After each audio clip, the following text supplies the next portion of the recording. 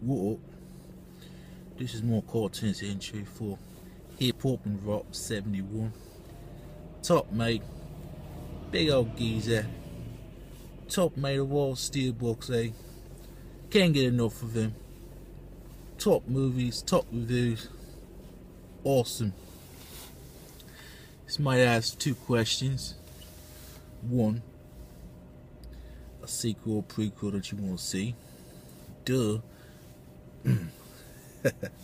What's up, Libra Grandy 5? Just doing a little fun of me, hip hop go after, but I have to dust up my British accent. I'm going from British to Australian, so I'll work on that next time. But anyways, this for his contest, and I've heard of him for a long time, but I wasn't really sub to him, and I'm fortunate enough that I did because his content is great, and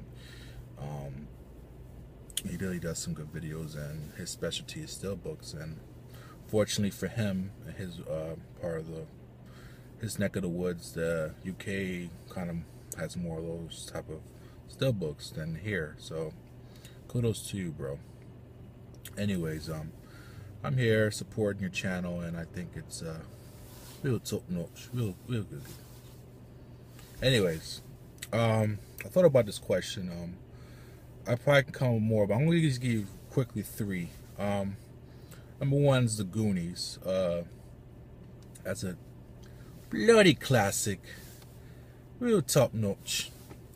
I mean, I think just about 99.9% of us in here have seen this film, love this film. Some of us might have been fortunate enough to like really be a part of that time period.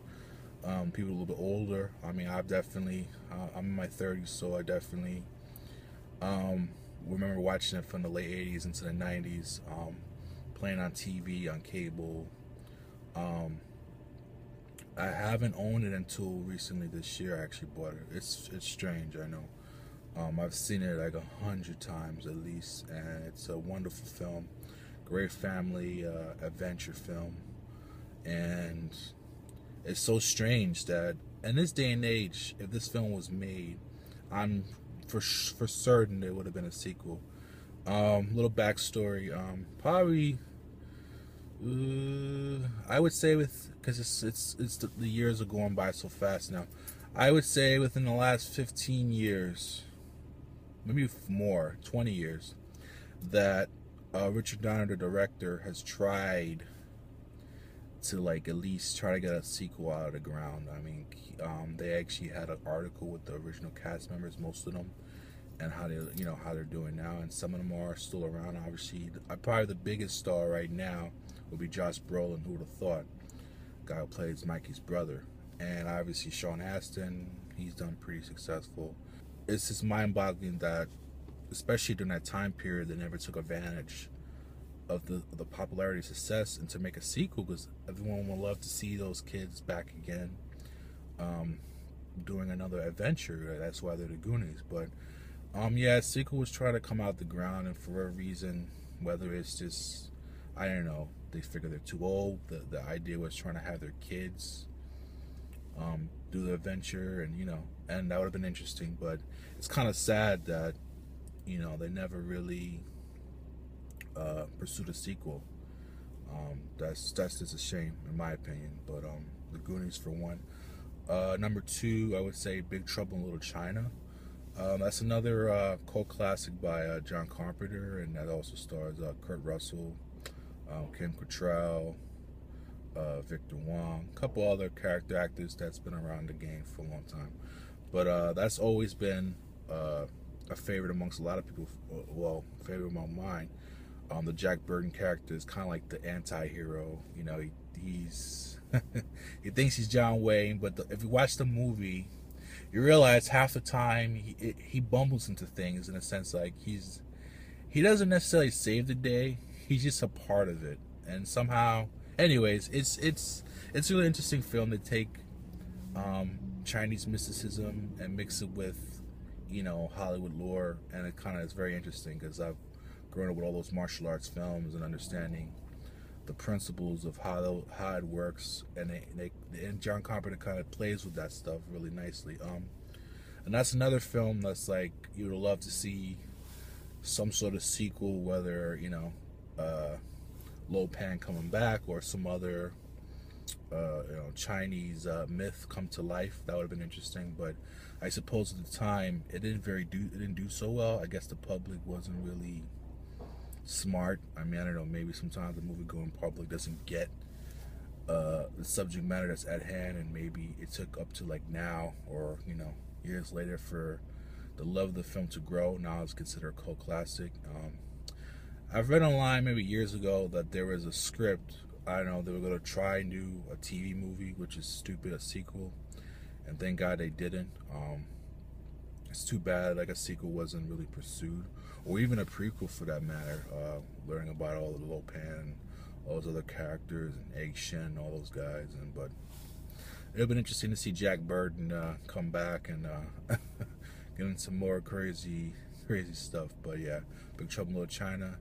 And the third one, I would say this would be a good prequel, would be Highlander. If anyone's familiar with that, that's also a cult classic sci-fi adventure. Immortals fighting, with their swords. If you cut your head off, you're done. And you're fighting to the end.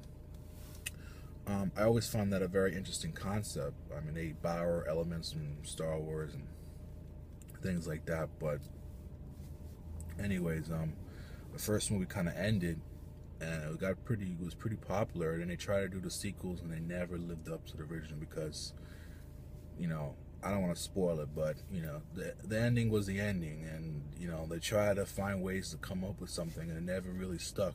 The only thing that was sort of interesting, and I thought, yeah, it's still interesting, was a TV show. They had a separate universe, which was the only way to do it. They kind of connect the movie in the first couple episodes, and after that, that was it. And then the other McLeod kind of did his thing. But for Highlander, it would have been a perfect prequel. You get to see, the origins of McLeod and like the Kurg and other type of immortals. Now this one is supposedly supposed to be remake.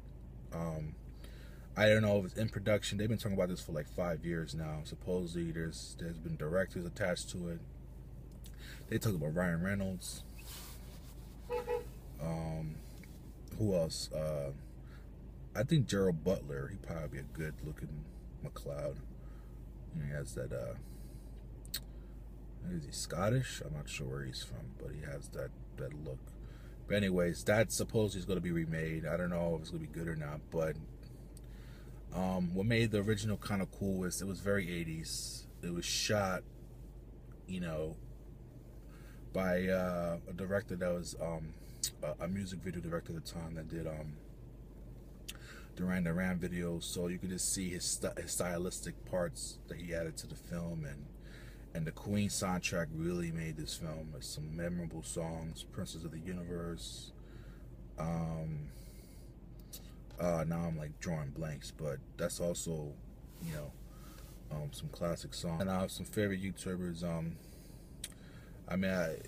There's so many.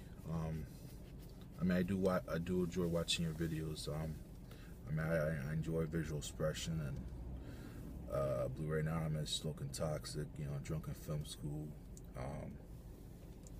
But I guess I'll try and do some people that probably don't get as much look. Alright, good friend of mine that's also outside of YouTube, but he's on YouTube. Minus the Beard 1. If you haven't subscribed to him, please do. Guy from South Carolina, really down-to-earth guy. He does a lot of updates, really passionate about movies, not just the regular Hollywood movies. He likes foreign movies, stuff from Criterion. He likes horror, drama, whatever you can think of. He's into it, TV shows. He has a really killer collection. Always knows how to hunt a good deal. Hardworking guy, very refreshing to watch. And I've gotten to know him a little bit, and definitely top-notch bloke. So, minus the Beer 1 for sure. I'm gonna do this, even though I probably shouldn't because he's a Heat fan. Mr. Superman 51. He just started. He's a Heat fan, and that's not cool, but it's alright. I won't let this go once. But he does have some good content. You can see that he has some vast movie knowledge, and it just, he exuberates that confidence, and definitely has a really killer collection. So, and I think you always kind of know when someone's going to be in the up and up. I think he has that potential. So, sub to him if you can. The other guy is cool. He's been around. But I'm going to show him some love because he deserves it. And that's Brett, the movie guy. He's mad cool. He's from, was it Miami? Always shows his enthusiasm when he does his videos. Always does some nice updates. And he always urges you to watch movies. Another guy I think that he probably should get more subs, but he doesn't, is Thefrediculous. Another cool dude. He's funny. You know, he has his own sense of humor. He'll do like trailer reviews, updates. You know, he combines his own personality with the videos, and I think he has a lot of potential to really get more subs, and I don't know why he doesn't have more, but definitely Thefrediculous. That is Guerra Movie House. Let me tell you something about this guy. He has the most killer movie closet I've ever seen in my whole entire life. This guy is a movie fiend in the nicest way possible. It's only that what attracts me to his channel most of all is his love for film.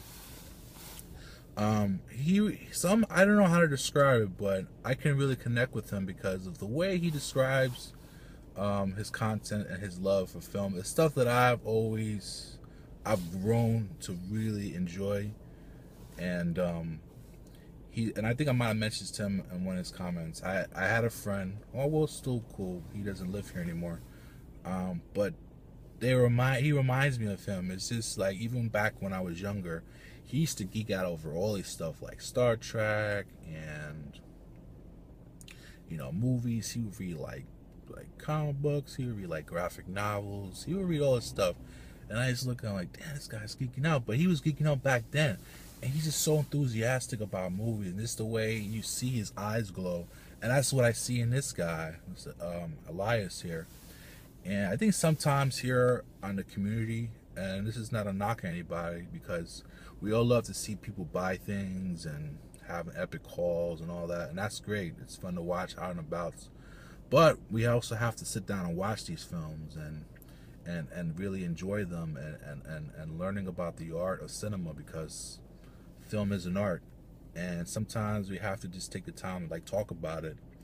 And he's one of the few that actually does. So he really will break down a film, and just the way he does it, man, it's really eloquent. And I'm going to use those type of words here because he deserves that. And he's fairly new to YouTube, and I really can't see why he has only the subs that he has. I only can see his channel growing and growing, and I hope that it does, and hopefully this will give him some more subs. So I'll shout out another good YouTuber, young guy, you know, sort of new to the scene, but I think he definitely needs more subscribers. Really does in-depth reviews. That's Phil Fam Esco. Young guy, really knowledgeable, very enthusiastic on his reviews. He doesn't do much. He do pickups, and his PQ quality as far as videos are great. I think he uses a HD camera, and also if you go to his page, he has an Instagram, and it's on the same name. And his Instagram, usually a couple times a week, he'll review a movie, whether it's mostly in the movies, an indie title mostly, or a big title, or something he's recently seen. Gives you a really in-depth review, and like I said, really knowledgeable. I enjoy his stuff, and definitely needs a definite shout out. So links down below. Mr. Dave, keep doing what you're doing from the UK, my friend, and always you got my support. Peace.